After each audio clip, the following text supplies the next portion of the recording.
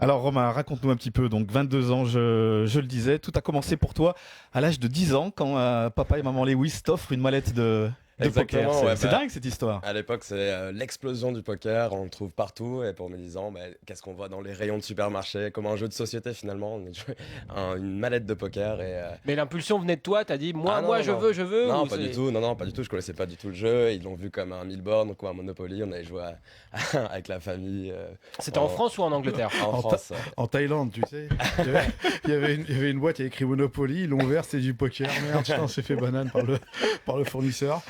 Du coup, très vite, t'as accroché Ouais, avec ça a un grand frère également qui t'a initié. Exactement, ouais, mon grand frère, il faisait des parties chez nous et il me laissait pas jouer avec, avec ses potes juste parce qu'on avait 5 ans d'écart. Et moi, j'étais là, bah, attends, j'ai envie de jouer, c'est pas vrai et tout. J'ai fait mes progrès de mon côté et j'ai réussi à le dépasser au bout d'un moment. Et du coup, le lycée, les Donc, ouais, premières parties de poker. ouais, exactement. Donc, c'est avec des amis, là, comme beaucoup. On se retrouve à 4 ou 5, on fait quelques soirées poker. On mise quasiment rien, mais on s'éclate. On y passe toute la nuit avec un ou deux amis en particulier. C'est devenu une réelle passion. On parlait de ça, c'était notre sujet principal de discussion pendant un moment. Et, euh, et moi, de plus en plus de mon côté, un peu moins de cours, un peu plus de poker. On se couche de plus en plus tard parce qu'on joue le soir. Et petit à petit, c'est quand j'ai 18 ans que je commence à faire mes premières parties en casino et que ça se passe tout de suite assez bien.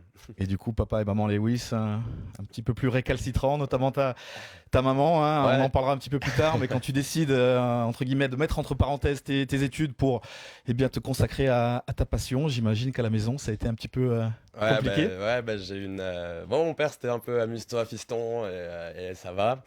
Mais du côté de ma mère, dans la famille, il y a quand même beaucoup d'études. Ça a toujours été. Mon grand-père était docteur, mon frère a fait des études de médecine, ma soeur de commerce. C'était toujours le bac plus 5 un peu obligatoire, quoi. C'est comme ça que je le voyais jusqu'à m'être révélé cette passion. Et quand ça vient en toi, bah, c'est plus fort que tout. Et je savais que ma mère, finalement, elle allait être OK avec moi, mais ça allait prendre du temps. Et ça en a pris. Et ça a pris des mois et des mois.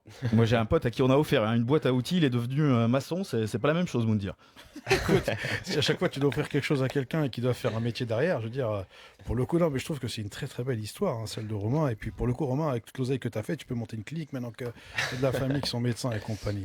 Mais Non, non, c'est une belle histoire. pour prendre cette décision de devenir pro, il y a un déclic, tu te souviens du jour où ça s'est produit, ou c'est quelque chose qui mûrit avec le temps, au fil des mois, des années de pratique? Ouais, c'est vraiment progressif. C'est-à-dire qu'au jour du lendemain, tu vas pas faire bon, ben, j'arrête tout et je deviens joueur. C'est une question que tu commences à te poser, puis tu fais ouais, non, je vais peut-être pas trop y réfléchir quand même parce que ça m'a l'air dangereux. Et puis de plus en plus, avec les premières grosses sommes remportées, là, c'est où on se rend compte que bah, on peut l'estimer comme un travail. On peut le comparer avec plein d'autres choses. On peut le comparer avec un salaire moyen. On peut le comparer avec la moyenne de ceux qui sortent des Ouais. écoles et ce qu'ils gagnent. Et on se dit bon, bah, j'ai une raison de continuer là-dedans. Petit aparté à Bejo, et je te redonne la parole juste derrière.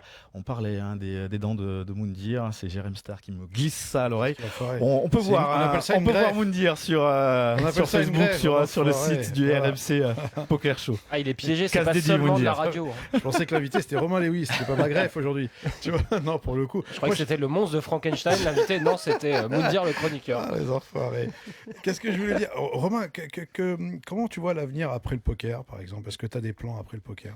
Bah, non, pour l'instant, et ça va avec comment j'ai toujours vécu. Je fais confiance un peu aux aléas de la vie, aux rencontres, et heureusement, parce que si je m'étais planifié ma vie il y a 5 ans, bah, je n'aurais jamais dit que je deviendrais joueur de poker professionnel. Donc, non, pour l'instant, je sais que je le prends comme une carrière sportive. Je vais en faire mon métier pendant une dizaine d'années, 8 9 ans, et sortir avec un bagage financier qui va me permettre d'explorer d'autres choses que je ne serais pas encore capable de dire, parce que ma passion reste le poker, et pour l'instant, il n'y a pas énormément de choses à côté. On voit que tu es un garçon passionné quand tu parles de poker, Romain.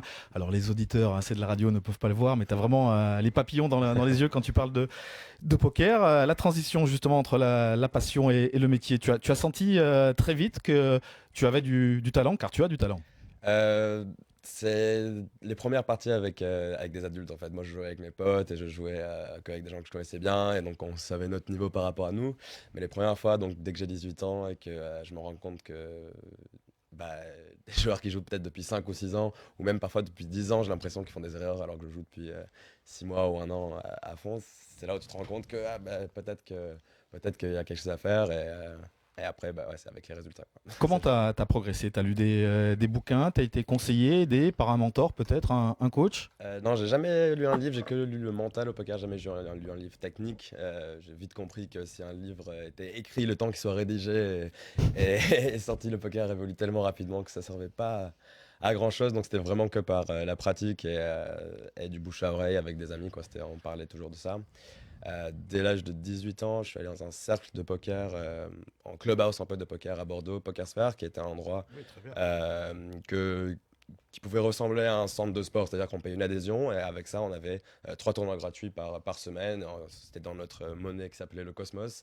Et donc là, tout à coup, je rencontre plusieurs passionnés du jeu, là de tout âge, de tout milieu social. Et donc un joueur en particulier qui m'a un peu pris sous son aile, qui était déjà pro quand je suis venu, c'était Jonathan Terme. Et donc forcément, c'est qu'avec les rencontres, quoi. Et je pense qu'on est le niveau moyen des joueurs qui nous entourent. Et là, tout à coup, j'ai vu une nouvelle catégorie de joueurs, donc j'ai dû progresser rapidement.